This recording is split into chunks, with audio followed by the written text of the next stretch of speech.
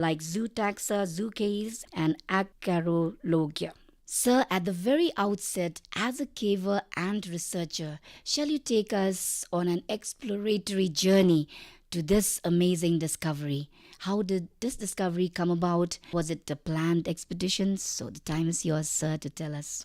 Thank you, ma'am, for inviting me to share some knowledge about the caves and the various species in the Meghalaya diversity that I have tried my best to identify and describe. And to begin with, I think I'm lucky because I was born in a remote village, and in my childhood, we had to trek something like 3 hours just to reach the nearest bus station. So those days had shaped my study life to be able to do hard labor work. After my joining Ledekin College as assistant professor in 1995, I continued my own interest in dealing with biodiversity. And I don't specify myself to any particular group. I study birds, fishes, mites, and others in general. But out of my caving trips to so many caves, and you might be interested to know that I included 10 caves for my PhD thesis. So those were very, very special caves where I spent quite a good amount of time in each of them and trying to find out the biodiversity inside the perpetual darkness of the cave. Due to lack of sunlight or to light in general, it's so dark, darker than the darkest night, I would say. Not even a single plant will grow inside a cave. So food is a constraint in the cave, except debris brought by monsoon floods and the fecal matters of bats. Hardly any food will be there in the cave. So these animals living in the cave, they have tough time in getting their nutrients. Coming to the newly described species, that is Schistura sonarensis from South Karo Hills near Bagmara. Actually, I went on several trips to those caves, particularly in Cave Nikama, Cave Sonarenga, and Cave Chebol, in 3 different places in the same area. I collected few specimens from those caves, fish specimens, and until I checked their details, I thought they could be different species. But after detailed study, we found out that they all belong to the same species, that is Schistura sonarensis. This is a new species. Though they are found inside the cave, they are not real cave fishes because by finding they are the same species, it was very intriguing for me to find out how come these 3 species are in different caves, like in 3 different mountains. Then I inquired from those local people, and they told me the Chebi River of that area is linked to all these 3 caves. So they lack the cave characteristics of real cave fishes. Real cave fishes are always blind. They have no eyes in their adult stage, and they are always albino or colorless in their pigmentation. But these are not real troglobitic fishes, as they spend their time both in the caves as well as in the river. So these are the great findings. This was published recently, that is October 2023. Well, sounds really adventurous. And you did mention that you've covered 10 caves during your research tenure. I'm sure that must have been really tedious as well, but enjoyable for you as a researcher with all that interest. And as you said, your childhood days have really helped you, all that walking. So, you said building your studies as well as building your muscles. Going to the caves is quite an Herculean task. All right. You did mention that these fishes, they survive not only in the caves, but also in the rivers. So Meghalaya also inhabit the world's longest natural limestone caves, and it is mostly in these caves, limestone caves, that these, especially the loaches, were discovered. So is limestone a prerequisite for them to thrive? I can say what they need. They might survive in other form of stones or rocks as well. But geologically speaking, all caves in Meghalaya are limestone caves.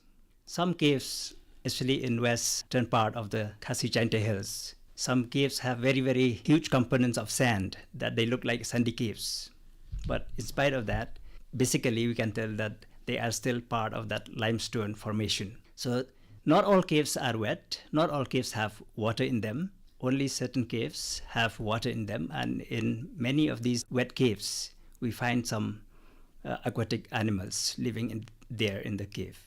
Well, once again, we congratulate you, sir, and your team on your magnificent discovery and contribution to the world of fauna. Is this species found in any other region in the Northeast? From what I have studied for the last decade, I can tell that they are not found in other parts of Meghalaya except in those adjacent areas. So I have found out several species, and many of these species don't have wide distribution in their habitats. So Schistosoma rengensis must be just in that South Karo Hills area only. I don't think they will be available even in western part of Khasi Hills. What was the initial spark that led to this line of research? Or in other words, what inspired this current discovery on a new species? My first idea of going into the caves was basically to see what life forms are available in those caves. I had discussed with several friends, and many of the zoologist friends are afraid to enter into deep caves. So at that time, I thought maybe only few biologists would go into the deep caves to find the biodiversity of those caves. So looking at that kind of specific condition, I said to myself, yes, I should volunteer to be a biologist inside caves. It's treacherous, it's dangerous to go inside caves, I know. And it needs not only muscle power, but also the psychological strength to bear the darkness. If you stay there for 5 or 6 hours or more, then the psychological aspect has to be strong. Otherwise, you might not like to be in the caves. So, and searching for biodiversity inside the caves really need people who are not afraid of darkness, are not afraid of the depth inside the earth. You need to be patient also. Yes, you have to be patient as well. That's fascinating. So, sir, what are the potential implications of this discovery, the key findings? When I teach zoology, I found out that it's very important to understand biodiversity. Biodiversity, I mean the different life forms and their ecosystems in which they survive. So our biodiversity is precarious. It seems to most people that they have used this planet as just for humans only. But my philosophy is that this planet, this precious planet, is meant for not only just humans. Actually, we are the latest addition, I would say, to the list of biodiversity on this planet. So I strongly believe that this planet is for biodiversity, not just for humans. Hence, we need to conserve biodiversity. And we cannot conserve scientifically unless we know what are there in a particular ecosystem or in a particular habitat. I have tried my best to identify unknown species. And so far, I think I have identified more than 25 new animal species in Meghalaya. And knowing the presence of these different species is a prerequisite to conserve biodiversity. So, which are the different, kind of species besides PCs? Most of our caves in Meghalaya, they have quite a number of different species, and some of them are just like visitors. I even found a porcupine quill inside a cave. That means even a porcupine is a cave visitor. So I found lots of insects, crickets in particular, and we also found various spiders, bats, some birds. Of course, birds, they come inside the cave mainly for nesting, close to the entrance. But bats really go very deep into the cave.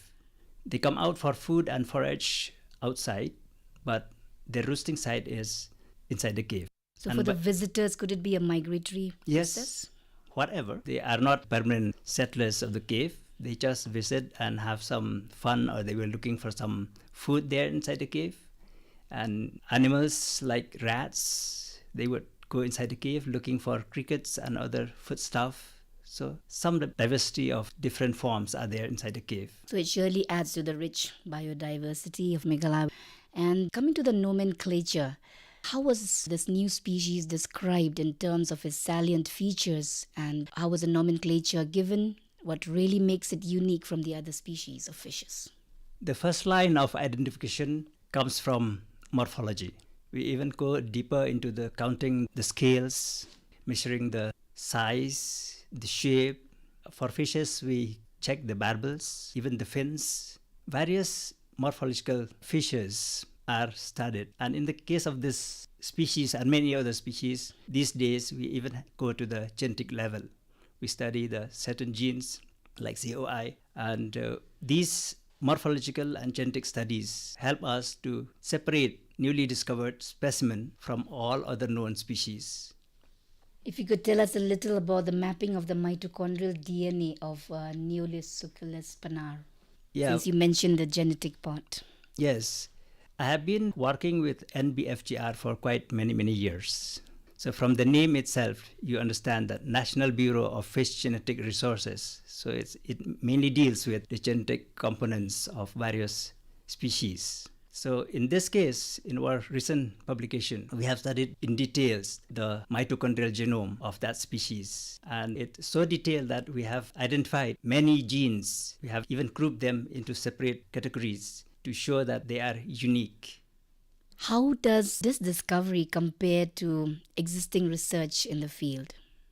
As I spend more time in caves and rivers regarding the projects from NBFGR, as their trust area is mainly on fishes. So I find that these findings have added to our knowledge about the precious biodiversity that we have in our caves and rivers. Even now, I'm still working on various species in several rivers of Meghalaya. Coming to a very pertinent question, sir, what is the biological significance and the potential for this new fauna discovery in Meghalaya? The significance is that we need to show to the world what we have. So I think more and more species will be discovered, and these will add to the list of known biodiversity of the state. And strategy to conserve various species of our biodiversity will be possible when we know these different species available in different places. And without this basic knowledge, it's difficult to have any plan to how to conserve these various life forms. Yes, surely the discovery reinforces the importance of ichthyological expeditions on less explored caves of Meghalaya, which may harbor even more undiscovered species. And I think, sir, you're the right person since you have the zeal, to visit the caves. We wish you all the best in your future endeavors as well. Now, nothing goes without challenges. So, what was the biggest challenge you faced as a team in making this discovery? Not real challenges, but I would say that they are very interesting. In many places, maybe you won't get vehicle to go right to the caves. We have to trek, so we have to carry our equipment and all that we need. So this is a good physical part of the project. So they are very interesting for people who are willing to take interest in these labor-intensive research work. I think getting the right funding agency for many other researchers is challenging. It seems that not many are getting research grants to do such projects. So this is one aspect that we have to look.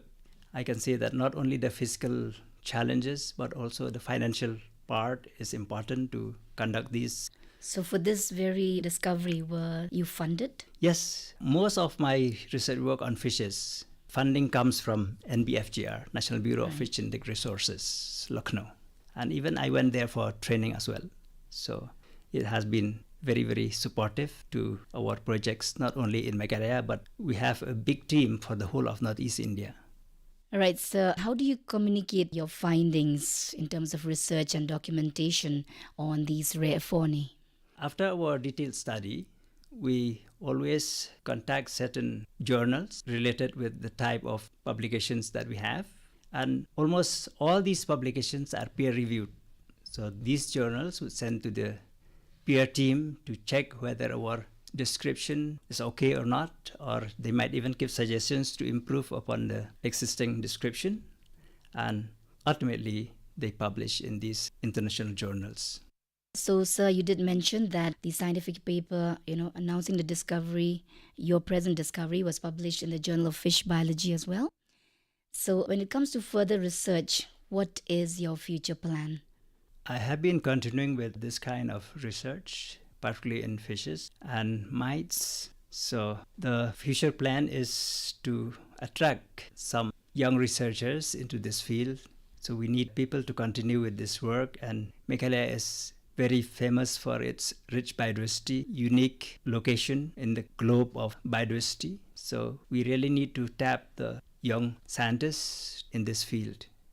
All right, while everything sounds interesting and adventurous, one cannot forget the threats that loom large on these geological wonders and biodiversity rich sites. So, sir, are there some threatened fish species in our state? Yes, I would say that almost all cave fishes are threatened because their distribution is not widespread. So I can say that these species that we have found in Meghalaya are not present in any other parts of the world, not even in other states of India. They are endemic to our state. So as we have seen the coming of the industries in Meghalaya, particularly the limestone industries with cement and quarrying and all those things. So this has put much pressure in the conservation of these endemic species. Just a curious question, sir. If they are found only here in Meghalaya, what could contribute to their evolution of these fishes? From what I had seen, because I have compared many of these cave fishes with the other fishes found in nearby streams and rivers, so I have a very strong opinion that there is every likelihood that these cave fishes had evolved from the overground fishes only. It might have taken millions of years, but they had their ancestry in the open stream. So that is very, very unique, so to say. I would say that they got stuck in certain caves and they have become isolated. So speciation started in the cave as they are not in contact with the outside world. So they had also undergone various changes in their adaptation to match the requirements of living in these dark spaces. And how do they adapt themselves into an environment which is like water scarcity? Water scarcity for a few months during winter, but during the monsoon, I would say at least in these parts where caves are located, the southern slopes of Meghalaya, right from Karo Hills to East Jaintia Hills. So these are limestone areas. There is no dearth of water in summer. But in winter months, right from November, December, especially in January, February, March, sometimes they live in stagnant pools where dissolved oxygen is very low. Normal fishes cannot survive in these low oxygen ponds or pools of little water inside the caves. So they have adapted to survive not only the shortage of oxygen supply, but also a shortage of food. I would guess that at least for 2-3 months, they might have nothing to eat. During my study, I brought one sample of cave fish, Schistura largetensis. That was the first new cave species that I discovered. I put in my house in a dark place, but I was busy at that time. I had to go out. First, I went out for a day or two. When I came back, it was still alive and kicking, still strong. Amazing. Then again, I went out for a week or two and checked again. It's still strong. Then one time I had to go outside the state for a longer time, and it's almost 2 months. When I returned, it's still okay. Oh. Without food, without food. changing even the water in that container. Otherwise, usually they're very delicate, the ones Yes, that you yes. preserve. And you can imagine I kept hardly 5 liters of water. Of course, I kept only one specimen just for experimental purpose. I kept just one specimen in about 5 liters of water. You can imagine that for about 2 months, it had no food and no extra oxygen, just whatever was there in that container. That's all it could survive. Any ordinary fish from the stream and rivers will not survive that long. So, what would be your comment on the breeding patterns of these species? I'm yet to study their reproductive biology, but I can tell you that their adaptation to cave life is very, very unique. Number one, they have to have sensors, good sensors. If they have to survive without the use of eyes, which in course of time they really lost their eyes. We even had gone to using electron microscopy to check the eye cells and all those different structures in their eyes. It's fully atrophied. So the eyes are not working anymore. But they have very, very strong sensors, especially the barbels and the lateral line. they have longer barbels than most other fishes belonging to the same genus, to the same group. So these elongated centers are very helpful, and they have also adapted to living in low oxygen water, and we had checked their respiratory systems, which are quite different from the system of normal fishes living in fresh water in the outside world. So, sir, it's like the eyes become almost vestigial. Am I right? Perfect. They are vestigial eyes only. Yes. So, sir, before we wind up our discussion, would you like to highlight your future goals? I have been associated with the Meghalaya Adventurers Association, and recently also we had 2 expeditions. And I think as cavers, we have to create awareness among general population about caving. Who will go to the caves, what they should do and what they should not do. This awareness is important, and I think even the tourism department of Meghalaya should identify certain caves for tourism purpose, but not every cave should be converted into a tourism spot. So that is important. So awareness about the importance of these caves. These are very precious possessions of the state. They are unique, and almost all the big caves and longest caves of India are all located in Meghalaya. So that is very important. So we as the owners of these caves should try to conserve their uses and also spread awareness among people who would be interested in going into the caves, that they should not spoil the caves. I was very sad when I visited Lom Shnong. One very beautiful cave was converted into a dustbin. All the Sad. plastics and debris of the village would be dumped into that cave. So that cave cannot be entered anymore because of so much debris and dirty things going into that cave. So That's this very kind of sad. things should not happen to our caves. Actually, that cave would be, since it's very close to the highway, the village could have converted into a tourist spot Tourist or spot. something. But it's very sad to see that it's converted into a dustbin. So a lot of awareness is required. Yes, awareness is required, and people should own these caves really in that sense, to show some kind of ownership so that they can really protect and take care. So your enthusiasm, sir, reveals your commitment in the realm of research, and we wish you all the best. Well, we would like to hear a piece of advice for the aspiring scientists and for our listeners. I love the theme of this year's International World Day for Biological Diversity. The theme for this year is harmony with nature and sustainable development. I think this should go into the head of every individual of the state, at least, that we should live in harmony with nature, respect its biodiversity, and also when we go for development, we should see that this should not be short-term development. Every Long-term. development should be sustainable, and that is how we conserve our nature and biodiversity. So I want that this message should go into the understanding of every Meghalayan. Thank you so much, sir, for your motivating advice that could be useful for all aspiring scientists and even for the layman to get a strong foundation in the basics of the chosen field. For the layman, of course, to be more aware of the environment.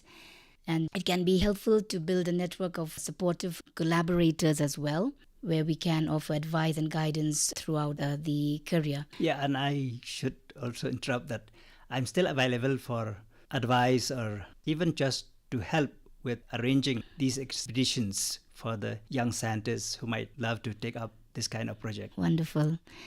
So I think you can have some kind of a link, sir, where you can connect with the young scientists, the young researchers, or just the young maybe tourists who are adventurous. My address is still in Ledekin College. I'm still in touch and have been still with the zoology department of Ledekin College. So everyone is welcome to this department. Thank you once again, sir, for your time and your expertise, taking us on an exploratory and very informative journey. And so, listeners, we've come to the end of our very interesting and adventurous conversation on the latest Piscian discoveries in Meghalaya. Sir, I would like to dedicate this quote for you. Greater even than the greatest discovery is to keep open the way to future discovery. Best wishes, sir, on your future discoveries. Thank you, dear listeners, for joining us. Let us safeguard nature's wonders for future generations and stay in harmony with nature, preserving the flora and fauna diversity that we are blessed with. This is your host, Dr. Bonnie M. Nichols, signing off. Until next time, bye bye and take care. Thank you.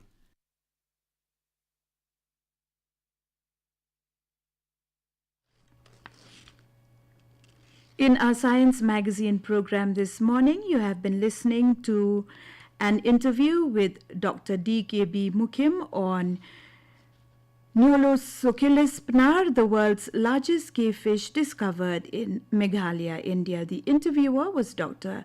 B.M. Nichols. This program came your way from the studios of Akashvani Shillong.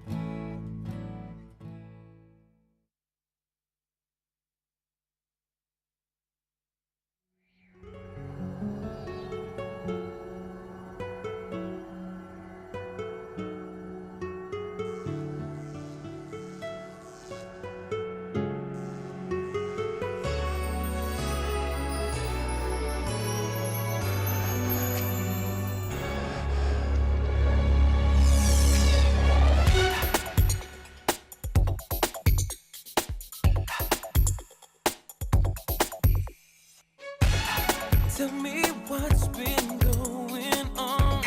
How did our love go so wrong? 'Cause I know that I made some mistakes. This is Akashvani Shillong.